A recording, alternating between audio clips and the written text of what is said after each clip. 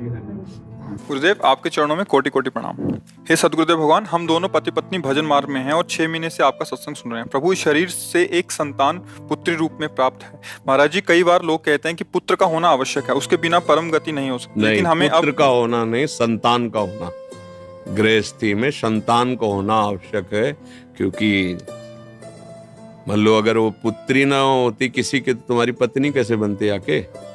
तुमने किसी की पुत्री का पाणी ग्रहण किया तो तुम्हारी पुत्री हो, किसी को पाणी ग्रहण कर दो। अब भगवान वो पुत्र रूप भेजते हैं या पुत्री रूप भेजते हैं, संतान भेजते हैं, ठीक। और जब संतान नहीं भेजते हैं तो हम जगत के बाप को संतान बना लेते हैं।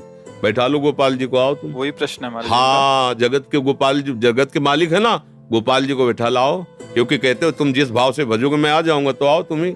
जब पुत्र नहीं दिया, संतान नहीं दी, और हम गृहस्थी में है, तो हम तुम्हें पुत्र मानते हैं आज से और दुलार करते हैं। तो ये यथामाम प्रपद्यन्ते तास तथैव भजाम्यहम्, भगवान के वचन है कि जो मुझे जैसे बसता मैं उसको वैसे ही प्यार देता हूँ। तो जगत के पिता है यद्यपि, जब उन्हें पुत्र भाव से देखोगे तो वह बात बन गई। अब वो तुम्हारा भार संभाल लेंगे, पुत्र क्या संभाल पाएगा, जगत पिता संभाल लेंगे। महाराज जी कहते हैं कि अपराध बोध होता है कि हम इतने आदम है और उनको अपना पुत्र मानेंगे। तो ये भाव में नहीं होता।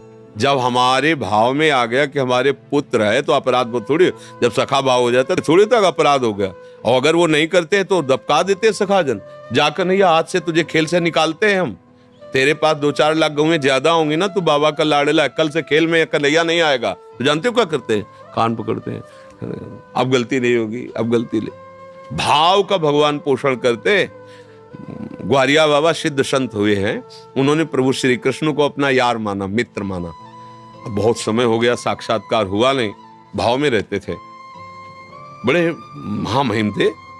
अब जब कोई उनको माला ले दिखा दो, बंद करो, वो बड़ा निष्ठुर है, अपने पता नहीं क्या समझता है, इतना जब करो, इतना करो, सामने नहीं आता है, हमें नहीं भजन कर, मत करो भजन, धोखा है, मत करो, वो सुनता नहीं है। और निर्णय कर लिया नहीं करेंगे भजन।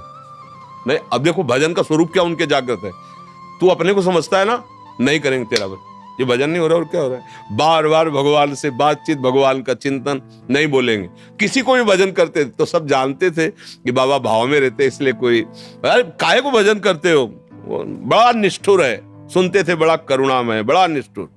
शाम की इसी रमण रेती में, ये जो मोड़ में इसे रमण रेती, वृंदावन रमण रेती कहते, रज थी। अब तो दुर्भाग्य प्रकट हुआ, रोड बन गया, बड़ा मनोहर स्थान। बीच मार्ग में बड़ा एक वृक्ष था, रज में ऐसे लोटो, एकदम आनंद मिलता, पूरी परिक्रमा मार्ग रजमयी। बाबा वहीं शाम के निकल, पीछे आवाज, एक ग्वारिया, आवाज में अमृत था।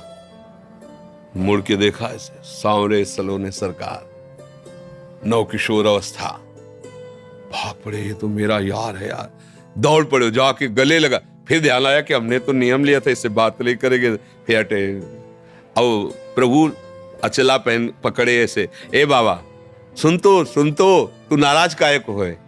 बोले इतना दिन हो गया और आप मिले नहीं। और उनके सामने भेकड़ी थोड़ी चलती हो, तो आंसू चल रहे इतना। तो उनका देखो, ऐसा कभी तुमने दर्शन की आकांक्षा भी नहीं की, आज तुमने आकांक्षा की, मैं मिल। अब तुम जब कहोगे, देखो नाराज मत, उनको फिक्र है तुम्हारे नाराजगी की। अगर हम उनको सखा मानते तो फिर सखा ही माने, भगवान का वैभव ना देखे, नहीं तो सखा नहीं मान पाओगे।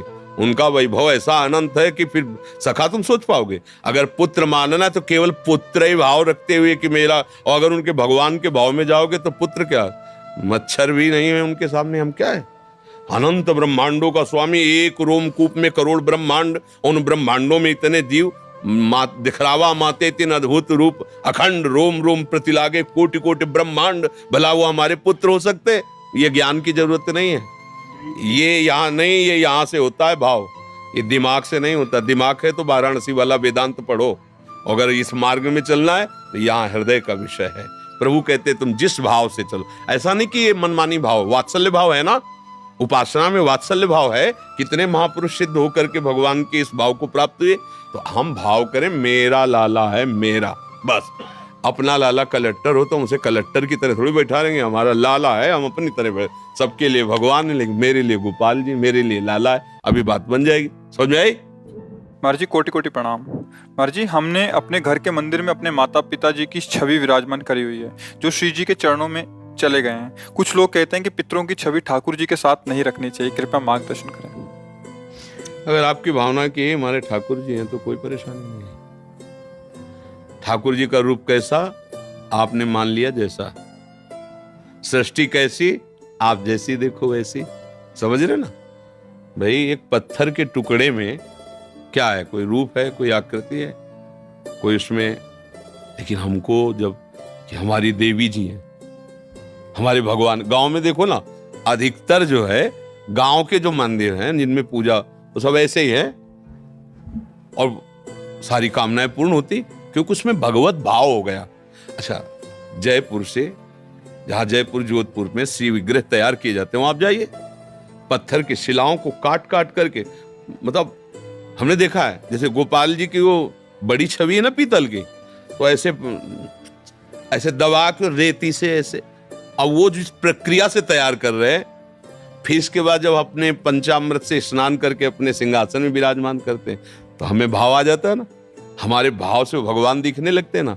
तो जब हम पाषाण के विग्रह में भगवत भाव कर सकते हैं तो उस रूप में भी भगवत भाव, अगर भगवत भाव कर रहे हैं तो कहीं कोई परेशानी नहीं है। और अगर भगवत भाव नहीं है तो 5 भौतिक शरीरों के चित्त रखने से मंगल नहीं होगा।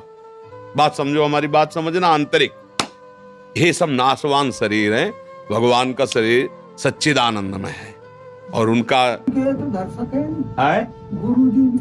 गुरु और भगवान में अंतर होता है क्या? तो गुरु और भगवान में जब अंतर नहीं होता तो प्रश्न ही नहीं बनता। गुरु गोविंद न भेद कराई, संतत सकल सुनो चितलाई। हम गुरु भगवान कहते ना कि हमारे गुरुदेव भगवान से भी कहा है, मोते ही अधिक गुरु ही जी जानी, जाने संत अनंत समाना। तो गुरु और भगवान कहने को केवल दो है, वो तो एक ही। अगर हम किसी 5 भौतिक शरीर में केवल यही भाव रखते हैं कि ये हमारे माता पिता ही केवल हैं, तो भगवान के सिंहासन में न रखो, कमरे में लगा लो, देखते रहो। और अगर ये है कि ये मंदिर है माता पिता का जो रूप, इसके अंदर भगवान बैठे हुए, तो वहीं भगवान का साक्षात्कार हो जाएगा। अलग से फोटो भगवान की विराजमान करो या ना करो, हमारी बात समझना।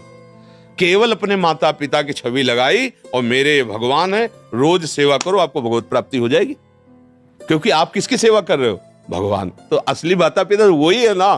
और अगर भगवान से हटकर भाव है तो फिर भगवान की विराजमान करो, उनको कमरे में विराजमान कर दो दर्शन करने के लिए कि भाई ये माता है, पिता है, चाचा है, ताऊ है, परिवार, वो बात अलग हो गई। और अगर सिंहासन में तो चाचा ताऊ नहीं बैठे हैं, मेरे भगवान बैठे हैं, मम्मी के रूप में, पापा के रूप में, वही थे वही बैठे, हो गया काम।